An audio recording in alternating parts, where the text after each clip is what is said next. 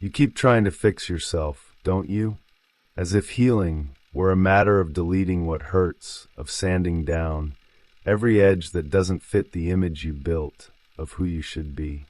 You call it growth, but sometimes it's just war. A quiet, polite war waged inside your own mind. Every time you judge what rises from within, you push a piece of yourself deeper into the shadows. And the shadow waits. It always waits. You learned early that being good meant being clean. That anger, that jealousy, that lust, pride, and fear all had to be managed or hidden. So you divided yourself into two worlds, the one you show and the one you bury. You speak softly, but somewhere in you something is screaming to be heard. That voice you silence every day isn't evil, it's exiled. It's the part of you that once felt too much, wanted too deeply, feared too loudly. You sent it underground and called that control. But control is not peace.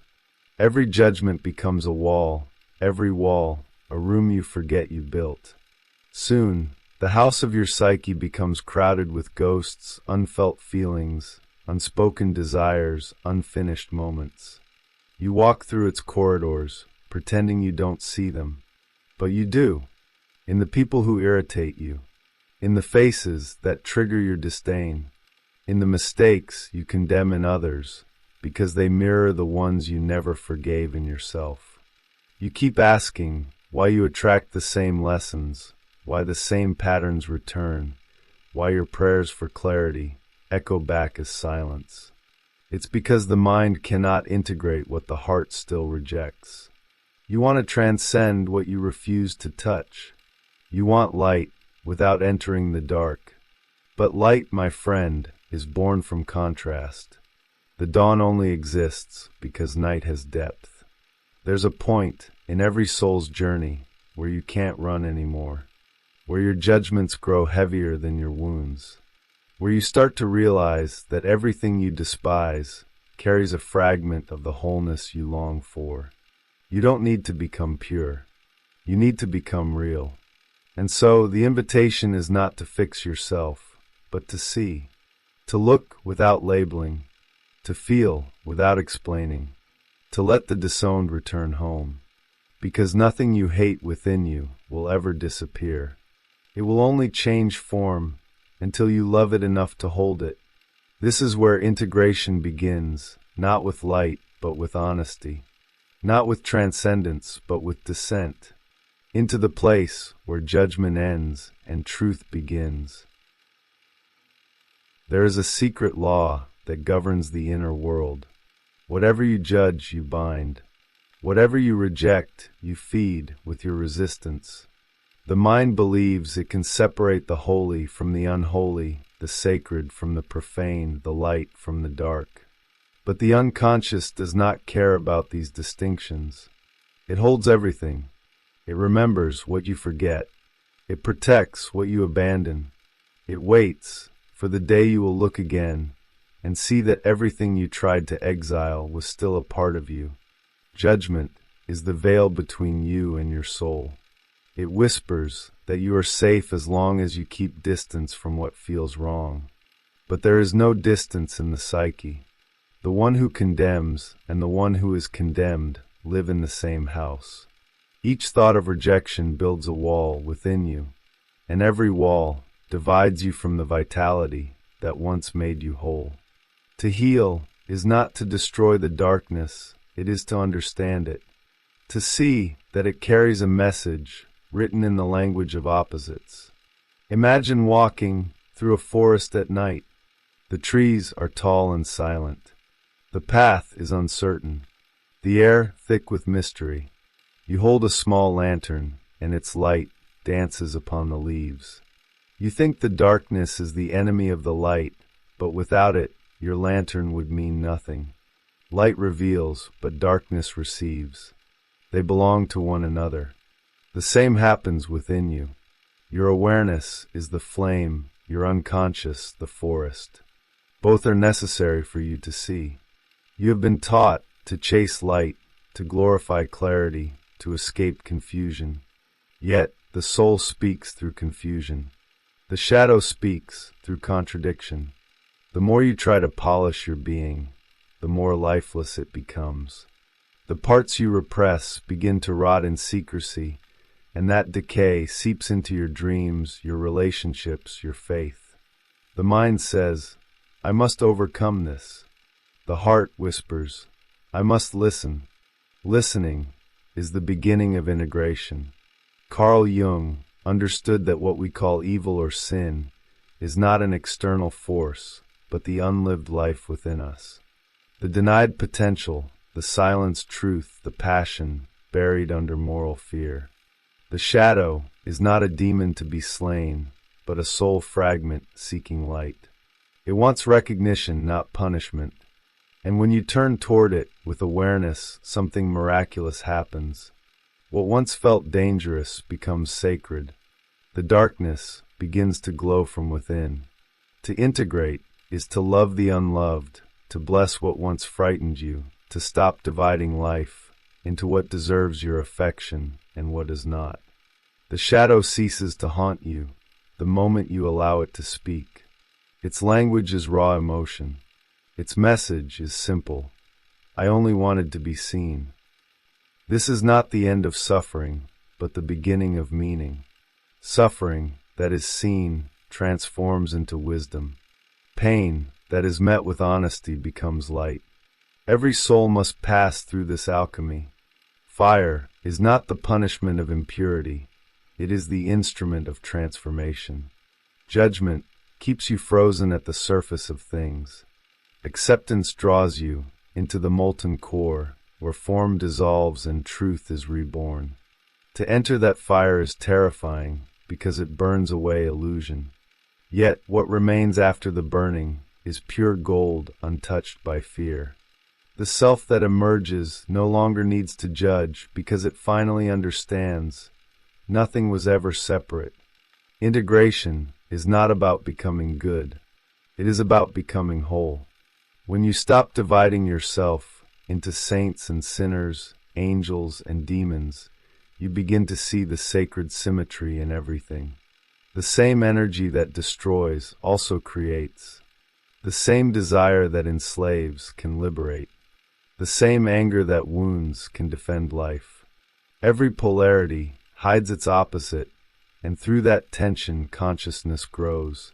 The universe itself breathes through that eternal dance of light and shadow.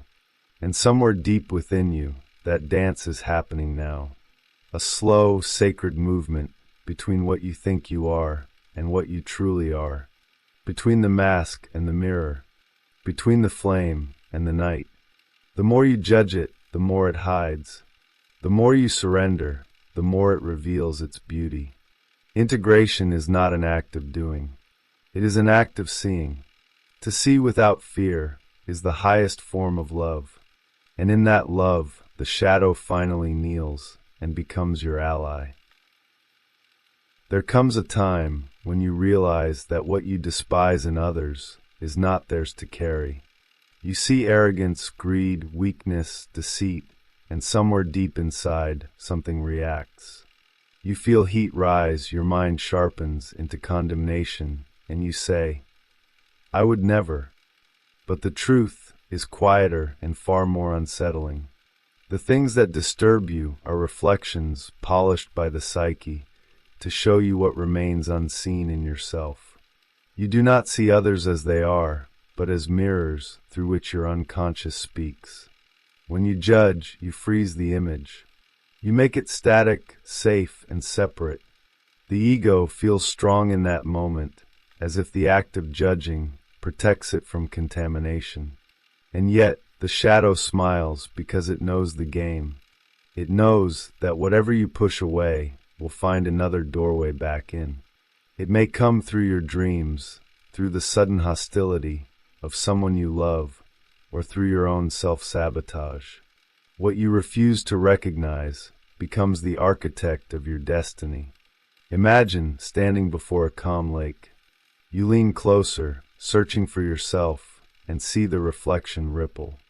The water distorts your face, revealing shapes that frighten you. You step back, thinking the image is wrong, unaware that it is alive. The unconscious speaks in distortion, not clarity. Its language is symbolic, emotional, ancient. To reject the reflection is to reject the dialogue. To listen to it, however, is to begin remembering what you have forgotten about your own depth. Jung taught that projection is the most common form of blindness.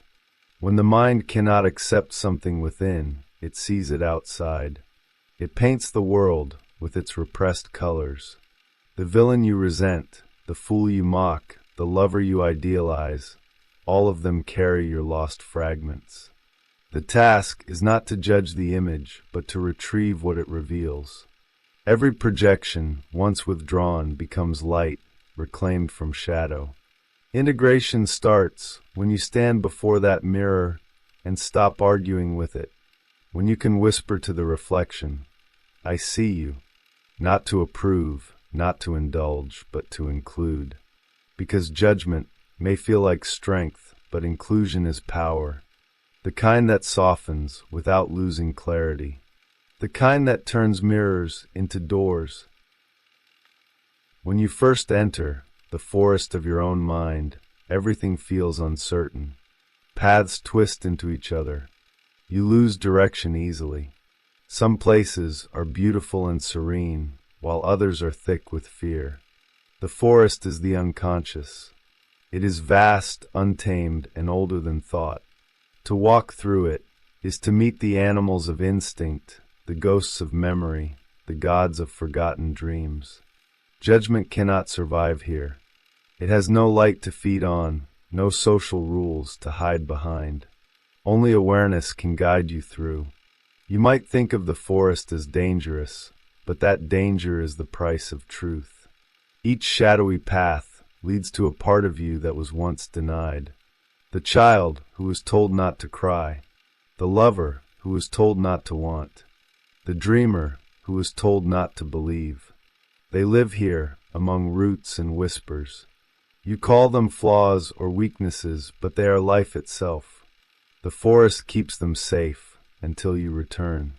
There is an ancient stillness in this place. When you stop judging, the air begins to clear. You start to notice how every sound has meaning, how every fear has a face. The forest is not against you. It only mirrors your own hesitation to see. Each time you face a fear, without running, the trees seem to move aside. They make room for you. They recognize you. The journey through the forest is the descent into the unconscious that Jung spoke of. Not a fall, but a homecoming. You cannot bring your judgments here. They are too loud, too brittle. To navigate this terrain, you need silence. You need curiosity. You need love, disguised as courage. The forest is not conquered. It is listened to. As you walk deeper, you begin to see that the darkness is not empty. It breathes.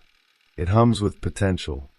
The very energy you once called sin or chaos becomes light in motion. You realize that you are not walking through the forest. You are the forest. Every branch, every shadow, every glimmer of moonlight is you. The one who judges disappears. The one who witnesses is born. Emotion is the raw material of the soul. Anger, grief, envy, shame, and desire. These are not errors in your design. They are the metals waiting for alchemy. Judgment interrupts the process. It tries to separate gold from lead before the transformation begins. But the alchemist knows that gold cannot exist without lead. Light cannot exist without shadow. Wholeness cannot exist without contradiction. You have been told to control your emotions, to master them, to stay composed.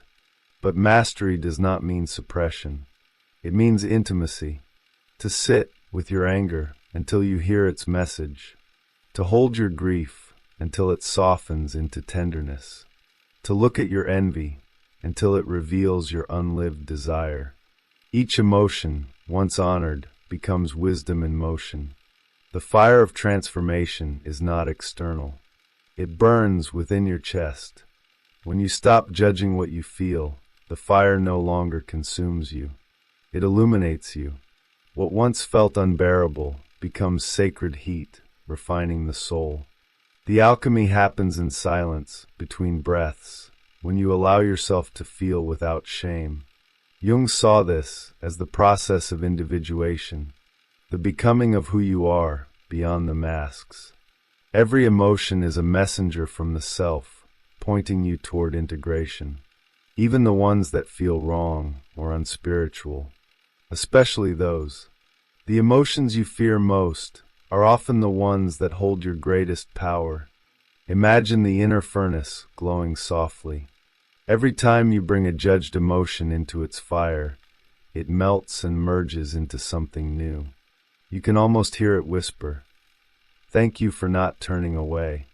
The more you surrender to this heat, the clearer your essence becomes. Judgment fades into understanding, and understanding becomes light. There is a point where suffering becomes sacred, not because pain is noble, but because it opens what nothing else can. Every wound you have tried to hide is an unhealed gate between your surface self and your soul. You cover it with explanations, distractions, and the illusion of strength. And yet, it keeps calling you back. Pain is the language of what remains unlived. It speaks when you have ignored too much. It does not want your pity, only your attention. When judgment looks at pain, it calls it failure. It names it weakness, injustice, punishment. But the psyche does not see pain this way. To the unconscious, pain is a signal that energy has been trapped. It is the psyche's way of asking for movement, not avoidance. When you meet your wound, without the urge to fix it, something begins to breathe again. The pain that once consumed you becomes a path. The darkness becomes a teacher. Jung called this process the descent, the necessary movement into the depths where light cannot yet reach. It is not a heroic act, but a human one. To sit beside your wound is to sit beside your forgotten self. The tears you once held back become the river that guides you home. Healing begins, not when you escape pain, but when you let it show you what it has been carrying for you all along. Imagine touching an old scar and feeling warmth instead of shame. Imagine realizing that your suffering was never proof of your unworthiness, but evidence of your depth. The wound does not close by rejection, it closes by inclusion. Each time you stop judging the pain, the door opens a little wider. And through that door, love enters quietly, like light entering a temple. Integration happens here, in this humility, not through understanding, but through surrender. You do not need to know why the wound existed. You only need to see what it reveals, the unbroken part of you that never left, patiently waiting for you to return. After you have faced your reflection, walked through the forest, and touched your wounds, something begins to shift. You start to feel the inner fire change its color. It no longer burns with anger or confusion. It becomes warm, it becomes steady and alive. This is the fire of reconciliation, where the opposites meet and recognize each other. The saint shakes hands with the sinner. The light embraces the dark. The conscious bows to the unconscious. And for a moment, you understand that they were never enemies. They were lovers estranged by fear. Reconciliation is not a thought. It is a felt experience. It happens in silence, when the inner conflict loses interest in winning. The parts of you that fought for dominance begin to rest. You feel a stillness spread, as if something ancient has exhaled. That is the self, the center that Jung spoke of, the point of wholeness beyond duality. It is not found through striving. It is revealed through inclusion. Imagine standing before a great fire in the night. Around it, all yourselves have gathered: the child, the rebel, the lover, the liar, the dreamer, the judge. Each one steps into the light, faces the others, and bows. The fire crackles, sparks rise, and you feel the weight of a lifetime dissolve into warmth. Nothing is lost. Everything belongs.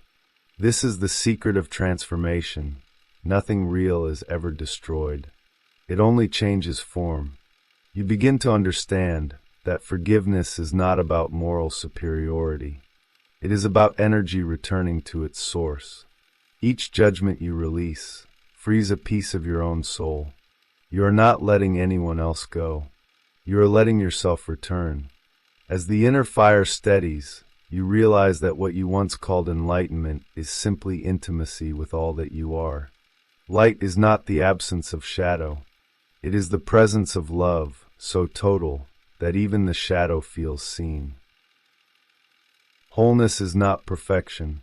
It is the quiet acceptance of imperfection as part of the sacred order. It is the realization that there was never anything to fix, only to understand. You walk through your own ruins and realize they are temples. You revisit your fears and see that they were thresholds. Every judgment you ever held becomes a stepping stone back to yourself. In this space, peace is not a feeling, but a presence. You stop searching for meaning and start recognizing it in everything. The rain, the silence, the tears, the laughter, all of it becomes the same movement of life, breathing through you. You see that the world outside is an echo of your inner reconciliation.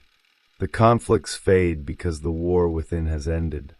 Jung believed that the self, the totality of being, was both human and divine. To reach it is not to ascend above life, but to descend fully into it, without fear of its contradictions. When you no longer judge, the walls between heaven and earth fall. Spirit and matter, body and soul, pleasure and sorrow, they merge into one flowing current. You feel it in your breath, your heartbeat, your quiet awareness. The return to wholeness feels like coming home from a long exile. There are no trumpets, no angels, no grand revelation. Only stillness, only presence, only the deep knowing that nothing is missing. The same darkness that once frightened you now rests at your feet like a loyal companion. The same light that once blinded you now lives in your eyes. You have not become something new. You have remembered what you are. And in that remembering, judgment dissolves completely. Integration has already happened. The river flows back into the sea. The seeker becomes the found.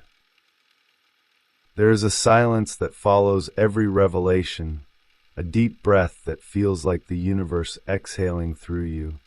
You begin to realize that the entire journey was never about becoming anything new, but remembering what was always whole beneath the noise. The shadow no longer terrifies you. The light no longer blinds you. They both exist as one current of the same breath. You can feel it moving through your chest now, slow, steady, alive.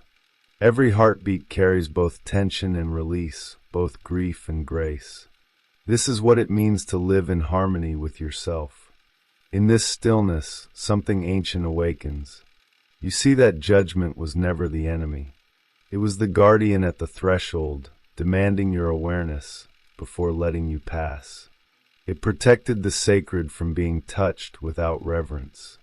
And now, as awareness meets what was once forbidden, the guardian bows and disappears. You realize there is no outside and inside, no right and wrong, only the rhythm of expansion and contraction, the breathing of the soul as it learns to trust itself again. The forest that once frightened you now glows with quiet light. The trees stand like old teachers, their roots intertwined beneath your feet. The path you feared to walk has become part of you. Every shadow you once ran from now moves with your stride, graceful, silent, loyal. You understand that darkness was never absence, it was preparation. The night prepared your eyes to see. The wound prepared your heart to feel. The judgment prepared your spirit to forgive. It is here that love becomes something different. Not the sentimental kind, but the kind that holds paradox without trembling. You see beauty in your own contradictions. You see divinity in what you once called failure. The self does not separate what belongs to it. It gathers. It welcomes. It transforms. You are the temple and the flame, the seeker and the truth. Every part of you that once begged for healing now kneels in gratitude, whispering, "I was never broken." The air feels lighter now, as if the whole universe has leaned closer to listen. You feel yourself expanding into something beyond comprehension, yet entirely familiar. There is no striving, no guilt, no judgment, only the pulse of life itself, breathing through the quiet center of your being. You are not observing it anymore. You are it. The light that once seemed unreachable has revealed its true nature. It was never above you, it was within you, waiting for the silence to return. And so you begin to live differently. You speak softer, you move slower, you see clearer. The ordinary becomes sacred again. A drop of rain, a passing glance, the warmth of morning light, each moment becomes a reflection of that union. You no longer chase the eternal, you embody it. What you once sought in others, you now find in your own stillness. What you once feared to lose, you now understand that can never be taken. Everything that you once judged has become part of the same radiant truth. In this state, the boundary between you and the world dissolves. The world breathes you as you breathe it. Every face you meet becomes a mirror, not of your wounds, but of your wholeness. You begin to love without need, to see without comparison, to live without the constant pull of proving or becoming. The self, once a distant dream, has become the air you move through. And in that space, judgment is impossible, because everything is seen through the eyes of love. You sit in silence, and the silence sits with you.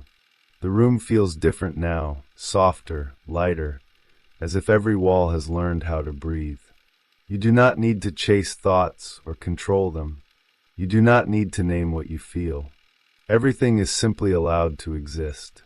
The noise of the mind fades like smoke in open air. What remains is not emptiness, but fullness without boundaries. The kind of peace that comes when you stop trying to deserve it. You begin to see how everything has been guiding you to this point. Every conflict, every heartbreak, every judgment. They were never detours, only invitations in disguise. Even the people who hurt you were mirrors showing where love had not yet arrived within you. And now, as you breathe, you can thank them. You can thank the shadow for its loyalty, the pain for its honesty, and the light for its patience. Everything has been conspiring for your wholeness, even what you once called mistakes. This is not the end of your journey. It is the beginning of a new way of walking. The path does not disappear. It simply becomes less fearful. The forest still whispers, but now it sounds like home. The mirror still reflects, but now you smile back. You have learned that integration is not a destination, but a rhythm. Some days you will forget, and that is part of remembering. Some days the old judgments will return, and that is part of seeing more deeply. You no longer fight the cycle. You move with it. You will notice how your perception changes. You will begin to see people not as problems to solve, but as souls remembering themselves. You will hear pain in their voices and recognize it as your own. Compassion will rise naturally, not as duty but as understanding. The more you live from this space, the less you divide the world into right and wrong, light and dark, you and them. The boundaries dissolve gently, and what remains is communion. The sacred recognition that all life breathes from the same source. And so you close your eyes and listen. There is no need for effort, no need for answers. The river flows, the forest breathes, the fire glows, and within it all, you remain still. You are the watcher and the watched, the dream and the dreamer, the silence that hears everything. Integration has no ceremony, no fireworks, no end. It is simply this, the willingness to stay open, to meet every part of yourself with love, again and again. And as the final breath leaves your lips, you hear it, quiet as dawn, soft as truth. You are whole.